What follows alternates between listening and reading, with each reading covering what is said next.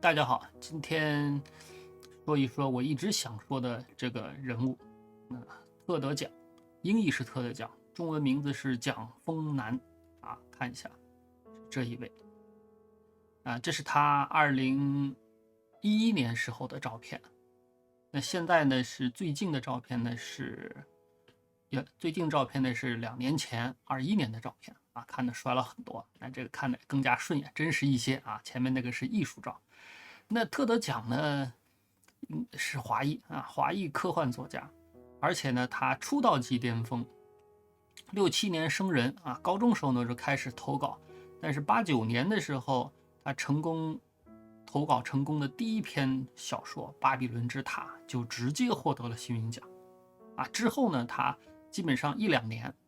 基本上很稳定，1-2年就会出一篇短篇或者中篇，就他从来没写过长篇，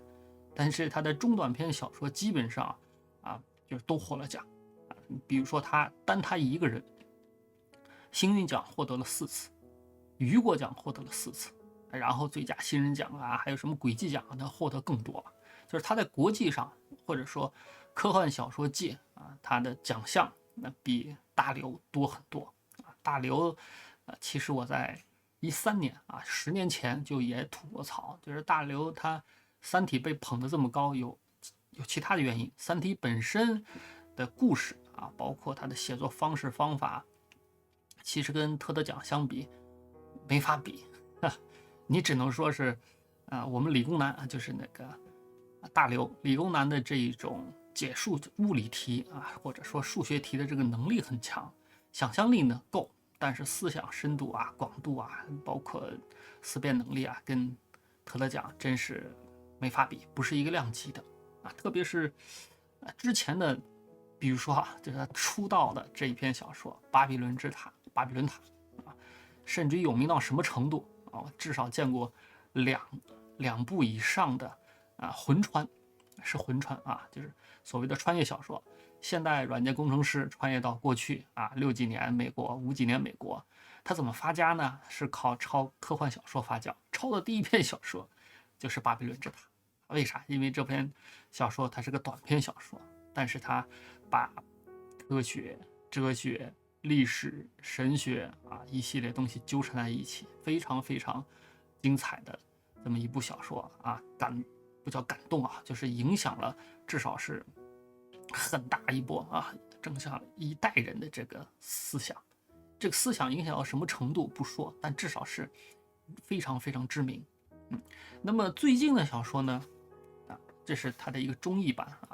软件体的生命周期也是个集子。这个里头的有一部呢叫呼吸，或者说呼气，它不是用呼吸那个单词，是呼出那个单词，所以中文翻译成呼气或者说呼吸，也是获奖的，也是获奖小说，也是短篇小说。那这部小说呢，我查了一下，在 YouTube 上有好多 UP 主呢，就是包括什么泰国的就是欧美的、波兰的，还什么也有专门去朗读它的。但是大家呢都集中在是把呼吸这一个小说说成是对热寂这一个现象最浪漫的一种解释方法，但我不是这么觉得。我觉得这是一种相对来说最精确的把智能或者说智慧这一个事情具象化描述的最好的一个设想包括特德奖他对于 ChatGPT 的定义它属于对互联网所有知识一个模糊的 GB 叫什么来着？GEB 那个就是一个模糊的图像压缩这是他的一个断言这也非常精确。那呼气对我感触最深的是啥呢？就是以往通过 GEB 那部书之后，包括看了人工智能简史等等，包括什么深度学习机械学习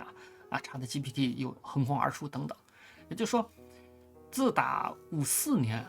达特茅斯那一次会议，他们生造出来了 AI 这个词儿。这个词儿是人工智能。当时呢，他为什么要造这个词儿并不是说大家是真的想人工制造出来一个智能，而是说我得要有一个有足够噱头或者说有足够宣传点的一个或者说一个惊悚的一个惊爆的一个概念，以便向学校去申请经费啊，来把大家聚集过来去开一个会。当时提了很多词儿啊，但是一个比较天才的这一个叫组织者啊，这个组织者是谁另说啊，但是他后来也主持了一系列啊 IT 行业里头比较知名的事件。他呢就属于一种叫野生或者说天生的啊营销家啊，发明了这个人工智能 AI。在此之前的信息论也是，之前信息论一直想往控制论那边靠，什么信息控制啊、数学控制啊等等。后来信息论一个更加简短有力的词出来之后，那基本上那10年，所有事情都跟信息相关，因为信息这个词儿从来没有被提高到这种啊完全全新的领域或者概念或者行业啊，就跟反正这个其实美国欧洲吧，只要是人类，他的八卦这一个天性都是等同的啊，也是一窝蜂上啊。比如说之前雷被发现的时候，所有东西都要带点雷，甚至于连饼干，小孩的饼干里头都会给你一点雷啊，说是这样很高端啊，这个吃起来对身体好。后来才发现不对，这个辐射是致癌的这个事儿才过去。再后来类似于纳米啊，类似于什么啊，还有那个叫碳啊，那个碳那叫什么来着？那种全新的结构，就反正科技界冒出一个新词儿来，只要是有一定的故事背景啊，有宣传价值，那么商业界会哗嚓一下的全扑上去。人工智能也是这样，只是说当年的把学校唬过一段时间，但是后来他之前的几大流派，除了统计派啊，统计派当年是根本啥事儿都没有，就没有希望能胜出的啊，什么叫什么语义派，还有这个字符叫什么来着符号派等等啊，还出了一些成果，但后来死也出不来，这事儿就了了啊，不叫就了了，这沉寂了。那反而是啊 ，OK， 随着我们算力啊，包括互联网数据积累的足够多，那统计派呢，才一下子有了可用的这个成果，才重新 AI 又重新啊，再配合各种各样的科幻小说啊，包括那个科幻作品、影视作品，又突然爆发起来了。那特特讲，再说回来，呼气或者说呼吸这边短篇小说啊，它的内容不复杂，只是说一个设定了一个密闭空间当中一个全金属的一个智慧生物，他发现了自己的智力的来源，然后也发现了整个世界一定会叫什么热寂啊，按照他们说，其他人的解读一定会趋于平静，就是自己这个种族一定会死消亡。那在此之前呢，他把他的发现刻到一个铜板上，那后来人呢在铜板上还原了这一个故事。但是这里头最精彩的部分是什么呢？他通过就是这里头的探险家或者科学家，他通过解剖自己的大脑，发现了我们这个种族智力的来源啊，它不是来源于大脑里头的结构，就它都是机器人吧，大脑里的结构就是很多金丝，上面飘了很多金箔啊，就你可以想象成 OK， 我一个很小的空间当中，里头有很细很细的金丝，就是交错的啊，每一个机器人里头这种网络呢，它都不是整齐的，是交错的，随机来的，上面的金箔非常细的薄的金箔也是随机来的，但是非常多，这是一个空间很复杂，也类似于一个不是网状结构，就是像柳絮那样，但是这个柳絮呢，它是固定死的。那会呢，通过它的呼吸呢，会把一些氩气就是那种惰性气体呼进去。那气体呢，会吹动这么非常多的这个金丝上头的金的这个薄片呢，会随着它呼吸的这个次数，就是固定的，比如说每秒钟跟我们一样，每秒钟呼吸15次10次等等那么它会这个颤动，那它会发现气体不是氩气的呼吸，因为最后可以吸进去，通过压缩空气到大脑里头绕一圈，从四肢又排出去了气体 OK， 它只是一个动力。那么我的这个结构呢，它只要是没有气体的话，没有气体存在的时候，这个叫机器人，它这个个体就死了，就没有意识了。从现在通气了之后，它的记忆反应意识个性就全部变掉了。所以这个它头脑里头金丝金箔形成的这种空间结构，也不是它的智能来源。它经过思考，很简单推理出来，就是它这智力来源是来源于哪呢？是气体持续不断推动的情况之下，所有金箔颤动的。包括金箔，我这个为什么颤动？我这一个金箔颤动，它会改变这个气体方向，会导致其他的金箔它也有一种全新的模式，扰动模式去颤动。也就是说，在整个一个相对固化的物理结构上，通过持续不断的又是一个动态的一个气体推动的情况之下，那整个在这个空间里头，一个有限空间里头，气体和金箔形成的一个动态持续不断随着呼吸在闪动的一个模式，这个模式才是他们的智力或者他们智慧所在。这个如果把金箔的颤动还有呼吸替换成我们人大脑的神经元，这一种这是可以一一对应的，不叫比喻啊，是对照。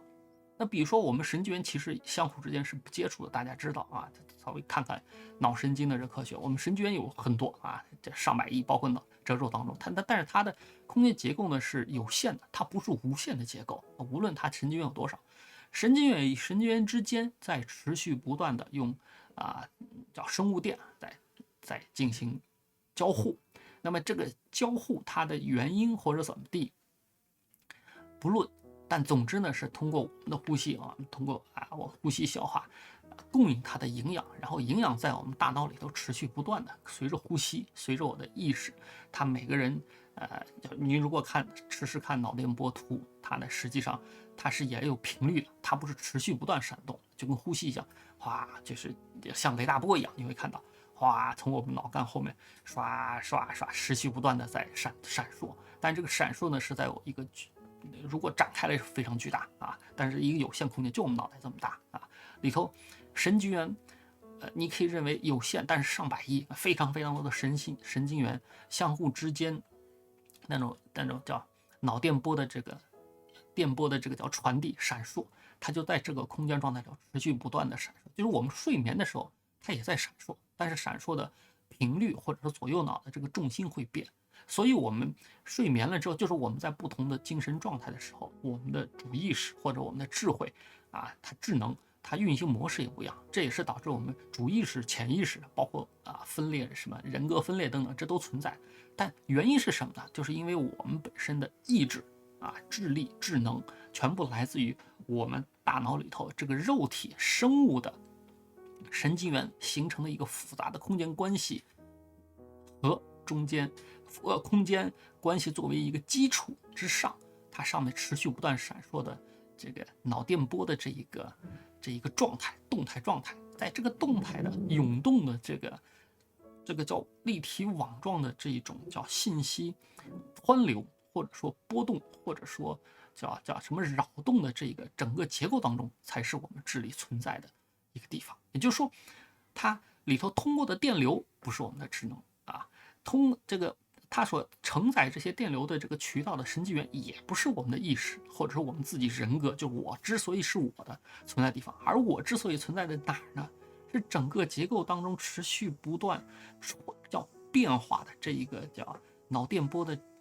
这个整个的这个叫潮汐。像它这个那机器人那个里头呢，它描述的情况，如果拍成动画片，其实就很容易看清楚，那就是它在无数个金丝上的金箔，每一个金丝上会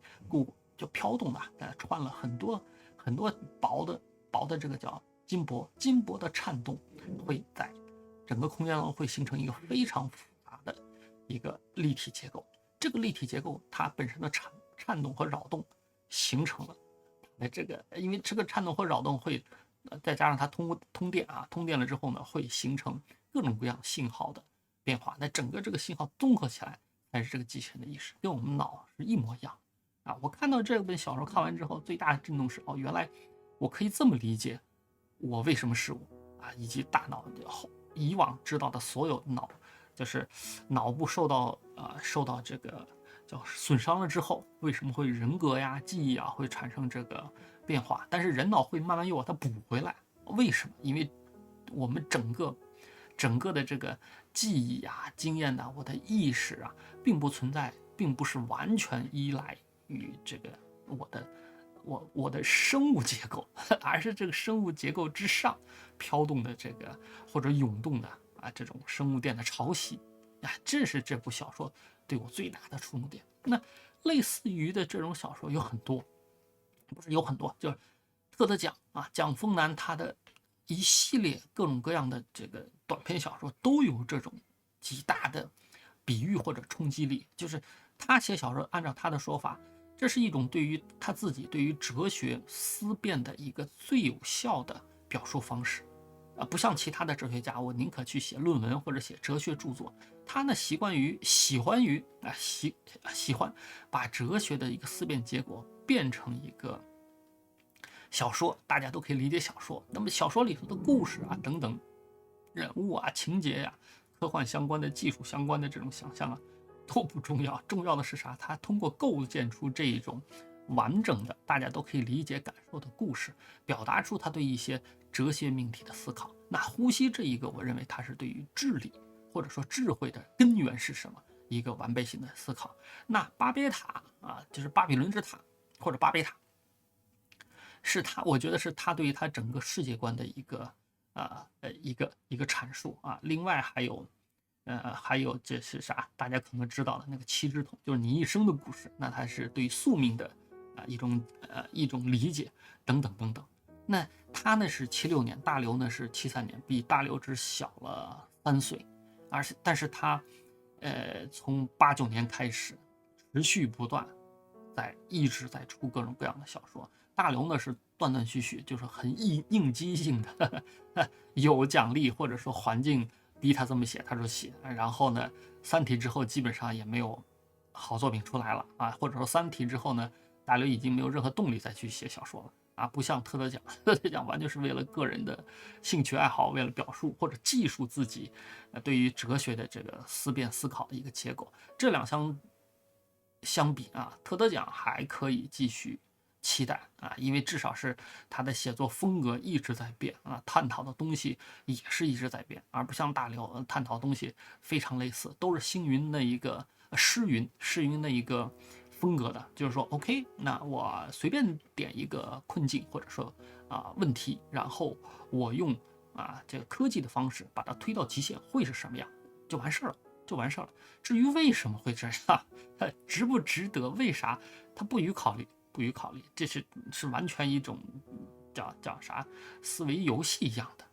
特德奖不一样，特德奖是真真正正自己跟自己对话，这个是完全不同的境界那么还有其他的是可以分析可以聊，那以后再说。因为科幻小说我也是从小学一直看到现在，自己也写过科幻小说，知道里头比较叫乐趣或者说困难在哪里头。长篇它比短篇其实好写花的力气是大，短篇实际上更加困难。你在很短的篇幅当中把所有东西冲突能够非常不叫精密精巧自然的能够冲突起来解决下去，这个太难长篇你可以持续不断的构建或者引入新的人物、新的角色、新的这个情节，一直推下去，那玩的是体力活但是这个过程当中，只要是你的主线故事不崩，那可以一直写下去你的短篇不行OK， 好，那今天先私人偏见这先说清楚，这私人偏见。我认为特德奖比大刘要伟大那么欢迎大家这个说出你的体验。OK， 好，以上。